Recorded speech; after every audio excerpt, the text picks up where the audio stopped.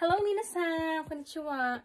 So, for today's video, magluluto tayo ng ating dinner. So, ang ating dish ay kinamatisang manok. So, ito yung mga ingredients na kakailanganin natin. Ayan yung mga ingredients na kailangan. So, first, meron tayong minced garlic, meron tayong onion, ginger, at maraming kamatis. Dahil nga kinamatisang manok, dapat mas marami ang kamatis. And mostly, usually wala ata talagang potato, pero naglagay ako for toshiro and for utusang. And then, meron tayong manok and meron tayong pechay. And, syempre, pampalasa natin is patis. So, ayan. So, lutuin na natin siya.